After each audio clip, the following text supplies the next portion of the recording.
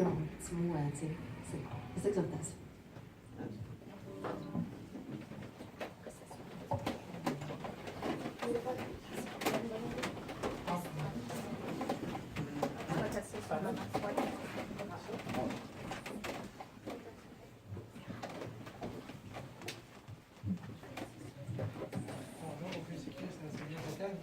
Aujourd'hui, je vais parler d'une poésie.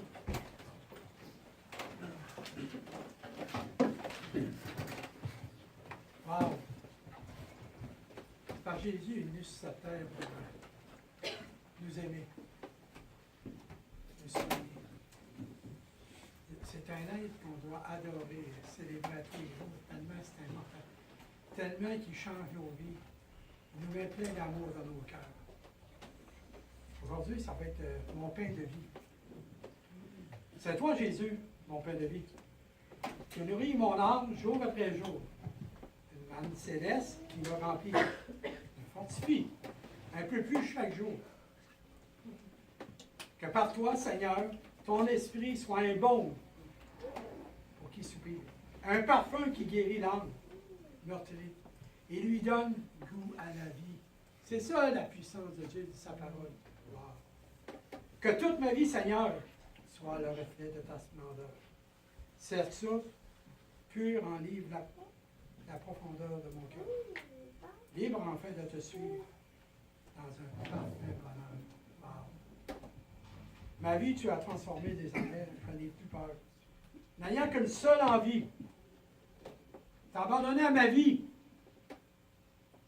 et ne vivant que pour toi, Seigneur. Wow. Maintenant, mon cœur est rempli d'allégresse, car en moi, tu as fait ta demande. Un oasis de paix rempli de tendresse, que même si l'orage devient terreur, mon cœur n'en saurait point trouver. Car en toi seul, j'ai pu trouver un endroit où me reposer et être à toi. Que Dieu vous bénisse.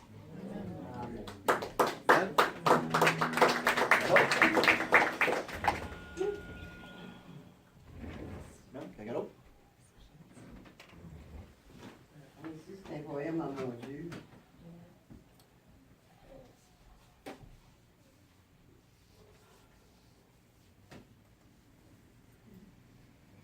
Aujourd'hui, mon Dieu, je viens t'adorer. Vers toi, je lève mon cœur, au mot divin sauveur, pour t'exprimer toute ma reconnaissance pour le salut et la délivrance par le Seigneur Jésus. Tu m'as donné le salut. Je viens te louer, je viens te célébrer. Oui, je viens t'adorer et te glorifier. Daigne accepter ce doux message. Je t'aime de tout mon cœur, mon Maître et mon Seigneur. Et qui vers toi montre mes hommages. Je tends mes mains vers toi, prends-les, mon divin roi. Emmène-moi sur les rives éternelles.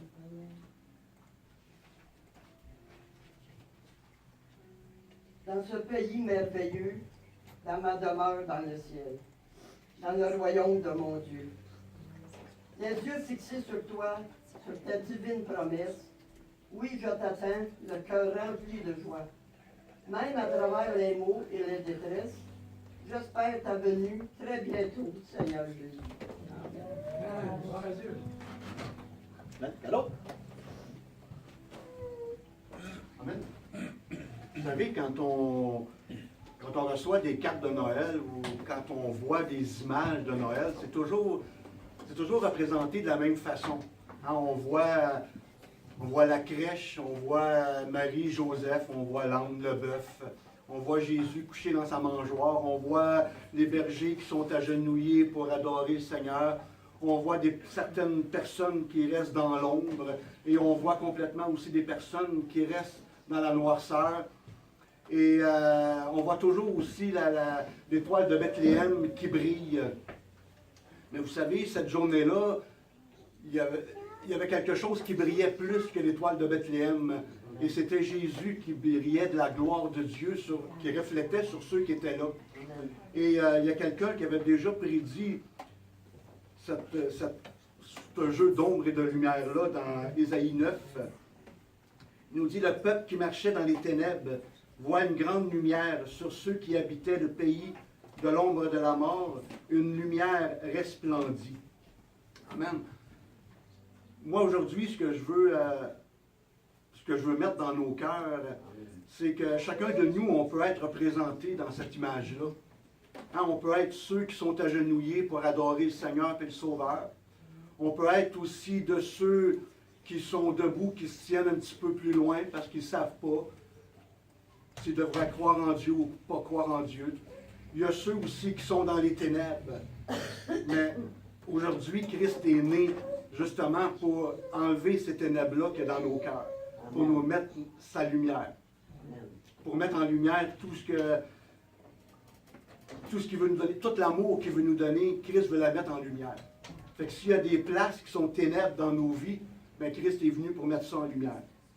Donc, qu'on ait cette pensée-là aujourd'hui, que Christ est venu pour que chacun de nous, on reflète aussi la gloire du Père. Amen. Alors? Une étoile. Dans la plus sombre des nuits, regarde vers le ciel et tu découvriras une étoile. Ce qui rend une étoile lumineuse, n'est-ce pas l'obscurité de la nuit?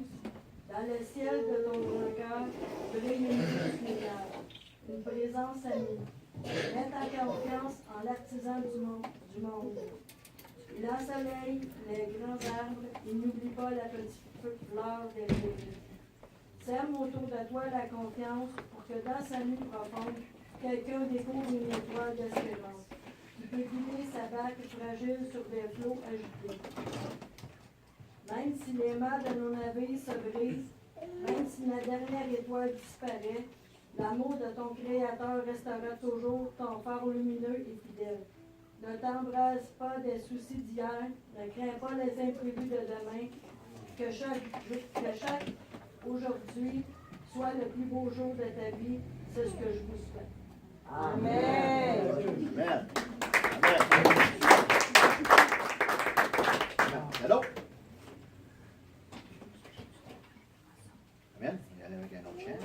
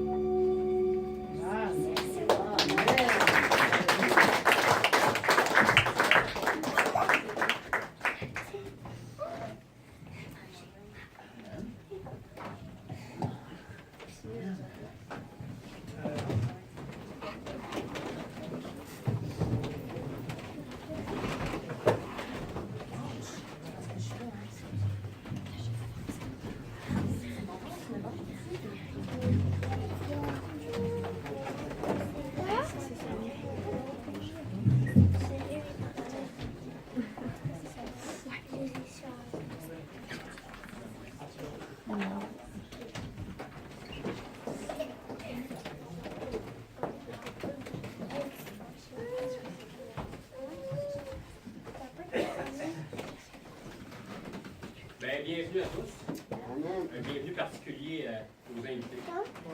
Sentez-vous chez vous, soyez bien à l'aise.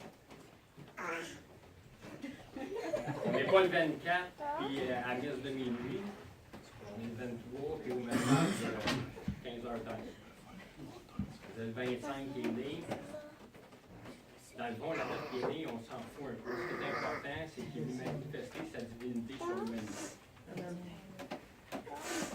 Le défi, quand on arrive au message de Noël, c'est de trouver quelque chose qui n'a pas été dit, quelque chose pour faire différent, pour pas qu'on tombe toujours dans des choses qu'on a déjà dit ou déjà entendues. Aujourd'hui, on va le faire un petit peu à la façon NCIS. Yes. On va faire à la façon NCIS. Pour nous autres, ce que NCIS va dire aujourd'hui, ça va être nouveau contrat d'investigation spirituelle. Oh! Une diapo?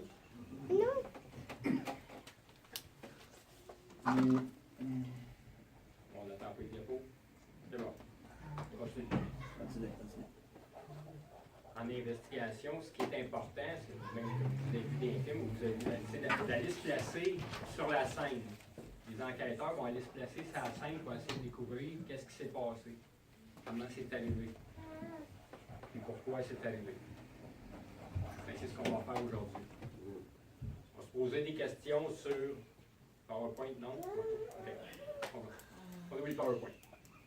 Les lieux, les anges, les bergers, les signes, les mages. Mais souvent, on connaît l'histoire qui alentoure de la nativité, à la naissance de Jésus. Il y a des choses qu'on prend pour acquis, puis peut-être qu'on ne sait pas pourquoi, ou qui sont erronées, ou on n'a aucune connaissance de ce que c'est que Jésus, sa naissance. Ça va nous informer ça aujourd'hui. On va se poser des questions sur la naissance de Jésus, puis il va y répondre. Parce que Noël, c'est d'abord Jésus.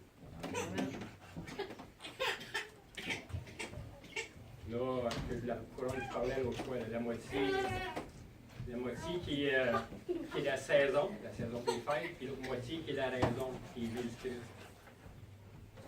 La saison des fêtes, c'est quoi? C'est les vacances. Tout le monde disait, je sais cette semaine, tout le monde travaille, il disait, j'ai du hâte dans la dernière. Pour la plupart des gens, les fêtes, Noël, c'est les vacances. C'est les cadeaux. C'est la bouffe. On mange comme des porcs. C'est les parties, c'est les lumières, c'est les sapins, c'est les décorations. Mais la raison à toute cette fête-là, c'est Jésus. C'est ça qu'il faut comprendre. Les anges.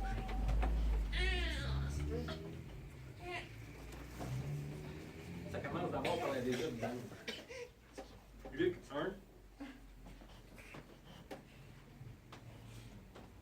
Luc 1, verset 26, 31 et 34. Il y a pas toute l'histoire. Il y a des fois où on va revenir dans le texte.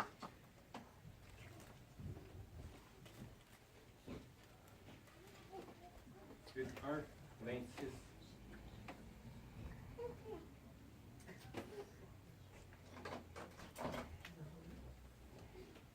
Au 6e mois, l'ange Gabriel, envoyé par Dieu dans la ville de Galilée appelée Nazareth, auprès d'une vierge fiancée.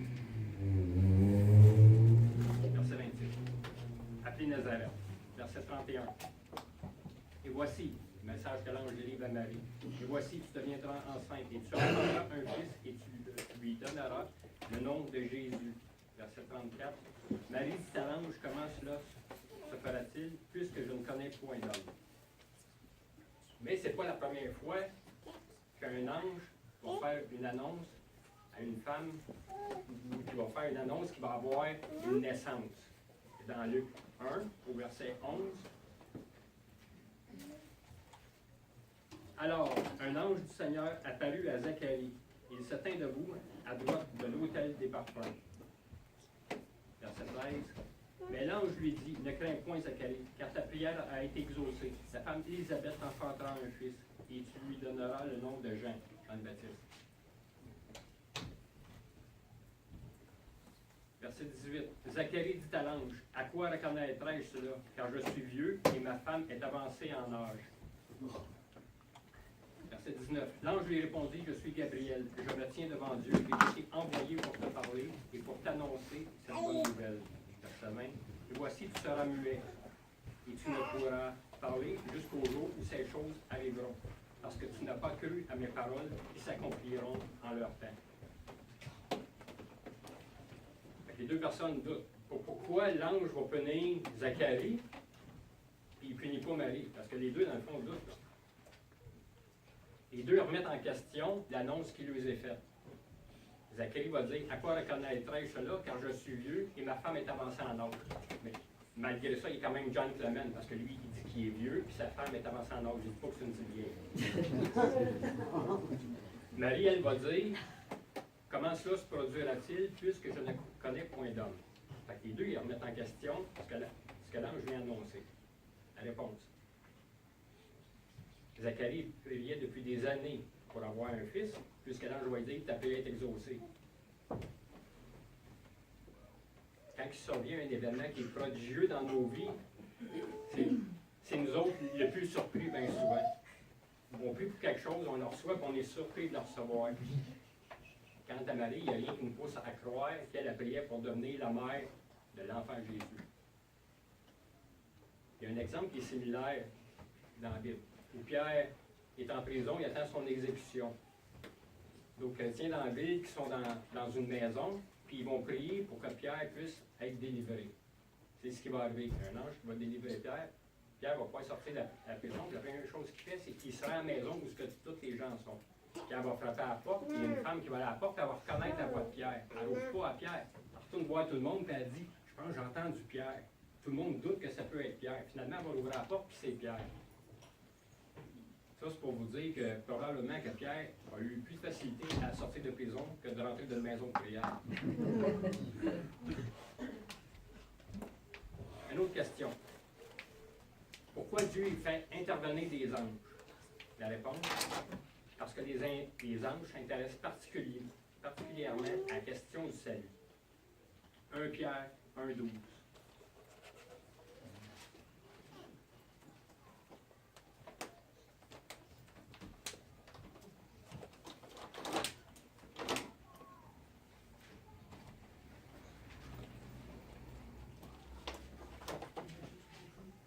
Pierre 1,12. Il leur fut révélé que ce n'était pas pour eux-mêmes, mais pour vous, qu'ils étaient des dispensateurs de ces choses, que vous ont annoncé maintenant ceux qui vous ont prêché l'Évangile par le Saint-Esprit envoyé du ciel et dans lesquels les anges désirent plonger leur regard.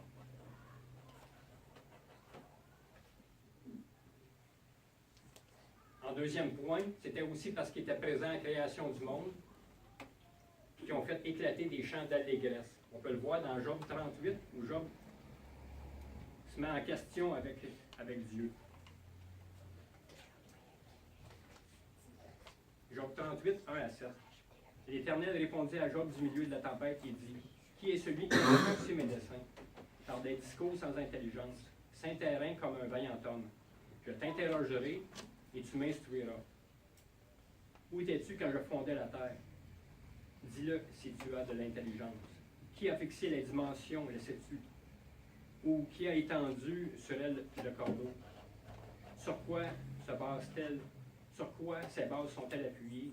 Ou qui a posé la pierre angulaire? Alors que les étoiles du matin éclatent en chant d'allégresse et que tous les fils de Dieu poussaient des cris de joie. Donc on voit l'intérêt pour les anges, parce qu'il y a trait au salut, la création du monde, l'impact que ça peut avoir les anges quand c'est annoncé. Donc, c'est logique qui permettent aux anges d'être présents quand il fait le don au monde d'un sauveur. C'est aussi un ange qui annonce à des bergers la bonne nouvelle. Les bergers, Luc 2, 8 à 11.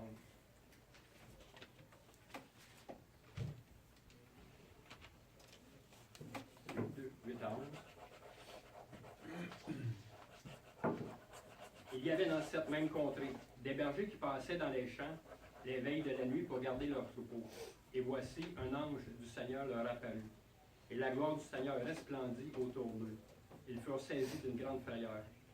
Mais l'ange leur dit, ne craignez point, car je vous annonce une bonne nouvelle, qui sera pour tout le peuple le sujet d'une grande joie. C'est qu'aujourd'hui, dans la ville de David, il vous est né un sauveur, qui est le Christ, le Seigneur.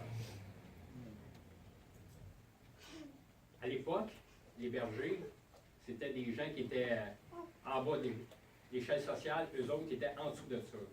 C'était des gens qui n'étaient pas considérés. On les considérait plutôt comme des gens malhonnêtes. Leur témoignage, il n'était même pas recevable dans un procès. Puis, il n'était pas non plus retenu comme témoin oculaire pour une affaire. Donc, vous pouvez voir à quel point les bergers, c'était des personnes qui étaient sous-estimées. Mais cette grande et bonne nouvelle-là est annoncée à des modestes bergers qui sont occupés à leur tâche, qui sont occupés en train de travailler, qui sont en train de veiller sur leur troupeau. Du petit monde.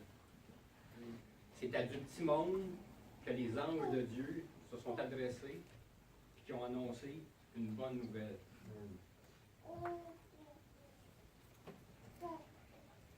On pourrait dire que c'est normal que ce soit eux autres que ça a été dit, parce qu'à l'heure qui était, probablement que tout le monde était couché, puis c'était probablement eux autres les plus proches du lieu où Jésus était né. C'est moins compliqué comme ça, fait que c'est pour ça que les anges l'ont dit à eux autres. Mais Dieu se plaît à nous confondre. 1 Corinthiens 1, 26 à 28. Considérez, frères, que parmi vous qui avez été appelés, il n'y a ni beaucoup de sages selon la chair, ni beaucoup de puissants, ni beaucoup de nobles. Mais Dieu a choisi les choses folles du monde pour confondre les sages. Dieu a choisi les choses faibles du monde pour confondre les forts. Et Dieu a choisi les choses viles du monde, et celles qu'on méprise, celles qui ne sont point, pour réduire à néant celles qui sont. Les bergers deviennent des témoins oculaires. Il ne faut pas être reçu là, comme témoin oculaire, mais là, ils deviennent des témoins oculaires. Non seulement ils deviennent des témoins oculaires, mais ils vont raconter ce qu'ils ont vu et qu'ils ont entendu. Luc 2, 17 dit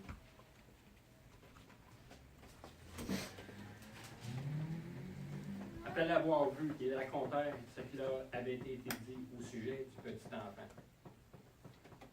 Fait que c'est à eux autres qui s'est annoncé, les moins que rien. Eux qui savent qu'ils ne peuvent pas être retenus dans un procès, mais c'est à eux autres que c'est donné.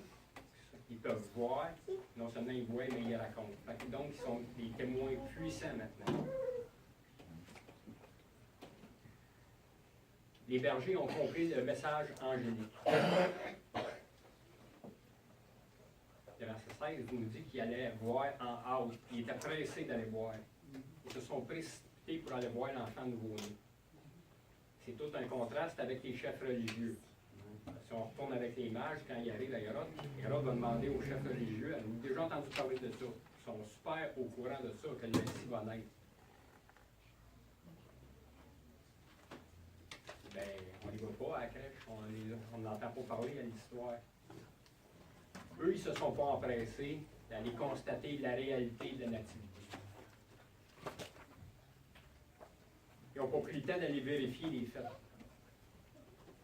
Fait que les bergers deviennent les premiers témoins.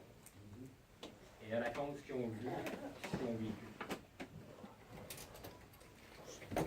Dans leur réaction, on ne trouve pas l'ombre d'un doute, d'une hésitation, d'une question. Les bergers y vont. Une autre question. Pourquoi les anges sont apparus d'abord aux bergers? Parce qu'il n'y a aucun groupe d'hommes qui aurait pu aussi bien comprendre que les bergers ce que Dieu venait d'accomplir.